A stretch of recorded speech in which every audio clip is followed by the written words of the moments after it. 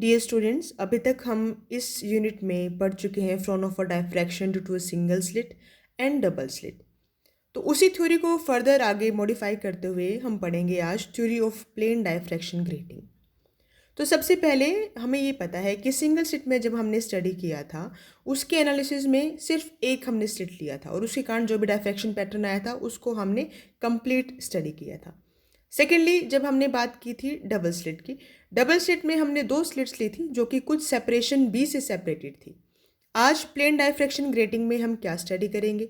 अब हमने N slits ले रखी हैं जिनकी विड्थ ए है और ये एन स्लिट एक पर्टिकुलर विड्थ बी से एक दूसरे से सेपरेटेड है। तो सपोज ये आपकी फर्स्ट स्लिट है, ये सेकंड है, ये थर्ड है, इस तरीके से यहाँ पे आपकी एनएच स्लिट है। इन सारे स्लिट का विड्थ है ए और इन दो जो बैक टू बैक स्लिट्स हैं उनके बीच, दो कॉन्जिक्यूटिव स्लिट्स के बीच जो सेपरेशन है दैट इज़ योर बी। तो इस तरीके का जो अरेंजमेंट होता है उसको आप बोलते हैं प्लेन डायफ्रैक्शन ग्रेटिंग। तो इस प्लेन डायफ्रैक्शन ग्रेटिंग के कारण किस तरीके का फ्राउनहोफर डायफ्रैक्शन पैटर्न आपको मिलता है वो चीज़ आपको इस आर्टिकल में स्टडी करनी है। तो उसके लिए सबसे पहले समझ लेते हैं कि आपने क्या ले रखा है। एन सिमिलर स्लिट ले रखी है जिसमें से हर एक स्लिट का विड्थ ए है और दोनों के बीच का, दो जो कॉन्जिक्यूटिव स्लिट्स हैं उनके बीच का सेपरेशन बी है। सेपरेशन बी है, यहाँ पे डी नहीं है। तो जो आपका ए प्लस बी है उसको आप बोलते हैं grating element. Okay, A plus B is grating element. ये टर्म बार बार आएगी तो इसको एक बार ध्यान से देख लीजिएगा कि A plus B is your grating element. और दो points having separation A plus B are का कोरस्पॉन्डिंग पॉइंट्स। कोई भी दो पॉइंट इस स्लिट के ऊपर, इस पूरे के पूरे जो एन स्लिट का अरेंजमेंट है इनके ऊपर कोई भी दो पॉइंट जिनका सेपरेशन ए प्लस बी है उनको आप कोरस्पॉन्डिंग पॉइंट्स बोलते हैं। तो ये पूरा स्लिट का अरेंजमेंट जो आपका प्लेन डायफ्रैक्शन ग्रेटिंग है, इसके ऊपर आपने फॉल क्या करवाया, एक मोनोक्रोमेटिक लाइट जिसका वेवलेंथ लैम्डा है। और वो मोनोक्रोमेटिक लाइट जब यहाँ कॉन्वेक्स लेंस से फॉल होती है तो स्क्रीन के ऊपर जाके पड़ती है और वहाँ पे आपको एक डायफ्रैक्शन पैटर्न मिलता है। ये जो स्क्रीन है, इस स्क्रीन को आपने इस कॉन्वेक्स लेंस के फोकल प्लेन के ऊपर रख रखा है तो कन्वर्जेंस यहाँ पे ही होगी। तो इसके बाद आपको स्क्रीन के ऊपर एक डायफ्रैक्शन पैटर्न मिलता है जिसको आपने एक्सप्लेन करना है।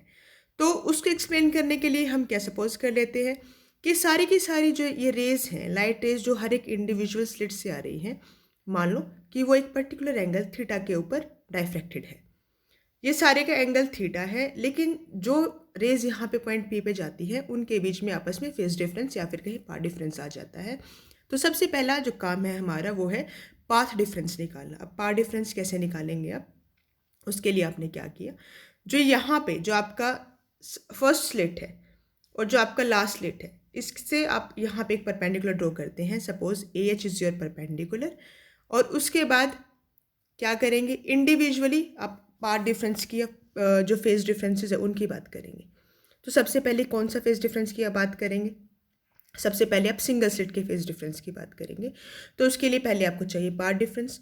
तो path difference between rays diffracted from a single slit A B. पहले सिर्फ एक स्लिट की हम बात करेंगे। हमारे पास एन स्लिट का अरेंजमेंट है, उस एन स्लिट के अरेंजमेंट में से सिर्फ पहली स्लिट की इंडिविजुअली हम बात कर रहे हैं। तो जो पहले स्लिट के कारण कितना पाथ डिफरेंस आया इसमें, तो ये सिंपली बीजे पाथ डिफरेंस आया। तो बीजे पाथ डिफरेंस कितना होगा, this width is A, this angle is theta, then your BJ will be simply A sine theta. तो आपका जो पाथ डिफरेंस है due to single slit A B that is equal to A sine theta. You choose any slit, इनमें से आपका जो N slits है इनमें से आप कोई भी स्लिट चूज करें, उसमें अगर आप एक स्लिट का देखेंगे, सिंगल स्लिट का देखेंगे, उस केस में आपका पाथ डिफरेंस ए साइन थीटा ही होगा। पाथ डिफरेंस के बाद अब बात करते हैं फेज डिफरेंस की। फेज डिफरेंस सिंगल स्लिट के केस में आप 2 अल्फा से रिप्रेजेंट करते हैं। लास्ट आर्टिकल में भी आपने किया था, उससे लास्ट आर्टिकल में भी कर रखा है, तो सेम आपने नोटेशन ले रखी है यहाँ पे भी।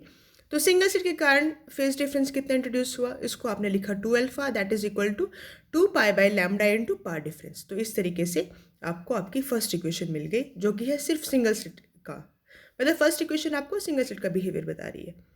उसके बाद अब बात करते हैं जो आपके कोरस्पॉन्डिंग पॉइंट्स हैं उनकी, कि मतलब ऐसे दो पॉइंट्स जिनके बीच की सेपरेशन ए प्लस बी है। तो path difference between rays diffracted from 2 corresponding points will be. अब अगर आप यहाँ पे देखें तो यहाँ पे जो कोरस्पॉन्डिंग पॉइंट है, सपोज ए एंड सी, इनको आप कॉरस्पॉन्डिंग पॉइंट ले सकते हैं क्योंकि ए और सी के बीच का जो सेपरेशन है वो a+b है। तो दो कॉरस्पॉन्डिंग पॉइंट्स के बीच का जो पार्ट डिफरेंस है that would be your C K from this diagram. और सी के की वैल्यू क्या होगी? सी के की value would be simply a+b sine theta. Same तरीका है जो आपने पहले यूज़ किया था, सेम ही चीज़ यहाँ पे भी रिपीट कर रहे हैं। तो पार्ट डिफरेंस आपने निकाल लिया, उसके बाद आप निकालेंगे फेज डिफरेंस। कॉरस्पॉन्डिंग पॉइंट्स का जो फेज डिफरेंस है वो आपने लिखा 2 बीटा। सेम ही आपने रिप्रेजेंटेशन यूज़ किया था डबल स्लिट के केस में भी, तो वही हम यहाँ पे रिपीट कर रहे हैं। तो that would be simply your 2π/λ factor into path difference. तो आप यहाँ पे पुट कर दीजिए। तो ये सारा प्रोसेस हर एक स्लिट के लिए हो रहा है। अब आप क्या कह रहे हैं? हम कह रहे हैं कि कोई सर्टेन एक पॉइंट P है स्क्रीन के ऊपर, आप बताना चाह रहे हैं कि पॉइंट P के ऊपर नेट डिस्प्लेसमेंट कितनी हुई। तो उसके लिए आपने क्या कहा? पॉइंट P पे नेट डिस्प्लेसमेंट कितनी होगी वो डिपेंड करेगा कि फर्स्ट स्लिट से, सेकंड स्लिट से, थर्ड स्लिट से, nth स्लिट से आने वाली light rays individually point P के ऊपर कितनी डिस्प्लेसमेंट क्रिएट करती है।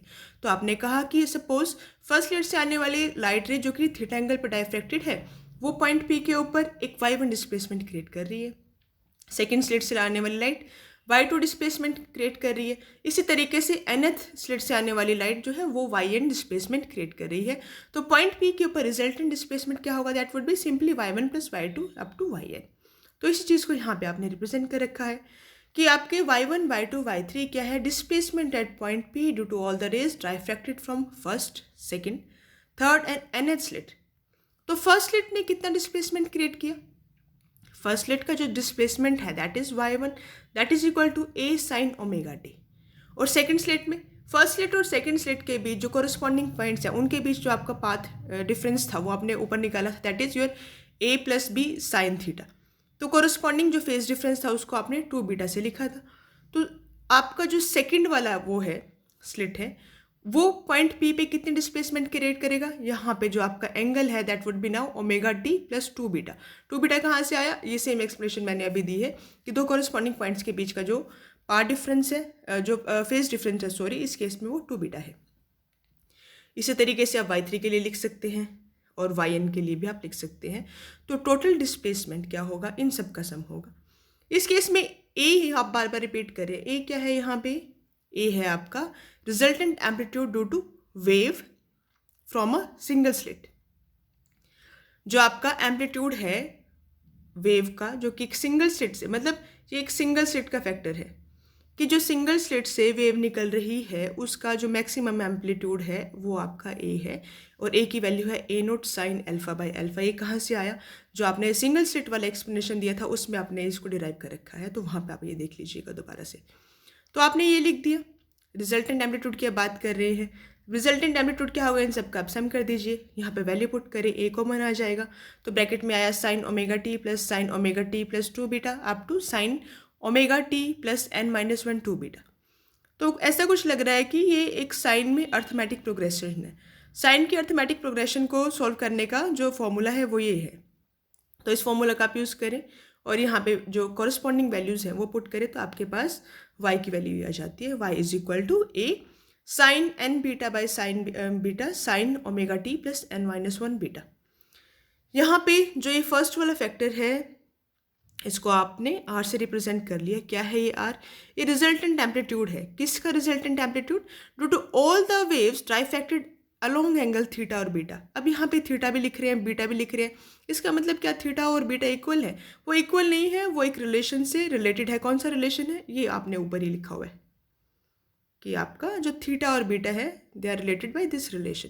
तो एक कांस्टेंट नंबर ही है जो इसको कोरिलेट कर रहा है, तो आप इसको थीटा लिखे या बीटा लिखे, because for the small thetas your sine theta is approximately equal to theta. तो these two are correlated. Okay, तो इस कारण से आपने यहाँ पे थीटा और बीटा लिख रखा है। तो आपके पास रिजल्टेंट एम्पलीट्यूड आ गया। रिजल्टेंट एम्पलीट्यूड से आप क्या निकाल सकते हैं? इंटेंसिटी निकाल सकते हैं लाइट की। तो इंटेंसिटी क्या होगा? एम्पलीट्यूड स्क्वायर, आप r का स्क्वायर कर दीजिए। r² that is equal to a² sin² n beta by sin² beta. Simple सा आपका फॉर्मूला है, आपने ये कर दिया। अब a की वैल्यू क्या है? a की वैल्यू आपको पता है कि a0 sin α/α। इसकी वैल्यू आप पुट कर दीजिए यहाँ पे। ये वैल्यू कहाँ से आई? जो सिंगल सेट के कारण रिजल्टेंट एम्पलीट्यूड था वो है ये। तो इसकी वैल्यू पुट करें तो आप देखते हैं कि इंटेंसिटी में दो पार्ट्स हैं। दो टर्म्स आपके निकल के आ रही है इंटेंसिटी में। जो फर्स्ट टर्म है वो है A naught square sine square alpha by alpha square, मतलब जो एक इंडिविजुअल स्लिट की बात करते हैं। फर्स्ट फैक्टर इंडिविजुअल स्लिट का है, जो सेकंड वाला फैक्टर है वो सारी की सारी स्लिट्स का इफेक्ट बता रहा है। तो आप कहेंगे कि your first term gives the intensity distribution with respect to alpha due to a single slit diffraction, कि सिंगल स्लिट डायफ्रैक्शन के कारण जो इंटेंसिटी डिस्ट्रीब्यूशन आया वो पहले फैक्टर से आप दे सकते हैं। सेकेंड फैक्टर क्या कहता है? Second factor gives the interference pattern due to all the N slits. पहला फैक्टर ने सिर्फ एक स्लिट की बात की, जो दूसरा फैक्टर है उसमें सारे स्लिट्स का एक्यूमुलेटिव इफेक्ट कंटेन्ड है। ठीक है, तो आपका जो टोटल इंटेंसिटी है वो दो फैक्टर के ऊपर डिपेंड करेगा। एक तो सिंगल स्लिट का डायफ्रैक्शन पैटर्न पे, दूसरा डिपेंड करेगा इंटरफेरेंस पैटर्न जो कि प्रोड्यूस हुआ सारी की सारी स्लिट से निकलने वाली लाइट से। तो आपका इसमें इसके बाद आपको क्या निकालना होता है? इसके बाद आपको मैक्सिमाज एंड मिनिमाज की जो कंडीशंस है वो बतानी होती है, उसकी पोजीशंस बतानी होती है। तो उसको करने के लिए आपने इसको फर्दर सिंप्लीफाई कर लिया। आपने कहा कि जो सेकंड वाला फैक्टर है उसको सपोज हम जेड से रिप्रेजेंट कर देते हैं। सेकंड वाला फैक्टर कौन सा? मतलब जो सारी की सारी स्लिट्स का इंटरफेरेंस पैटर्न आपको दे रहा था, sine square N beta by sine square beta वाला फैक्टर, उसको आपने जेड से लिख दिया। तो आपका इंटेंसिटी इस तरीके से सिंप्लीफाई हो गया। उसके बाद हम इसका फर्दर यूज़ करके आप डिफरेंट मैक्सिमाज और मिनिमाज की कंडीशन निकालेंगे और आप पैटर्न बताएंगे कि इस तरीके का पैटर्न मिलता है for the plane diffraction grating. इसको आप नेक्स्ट पार्ट में करेंगे। And that would be all for today.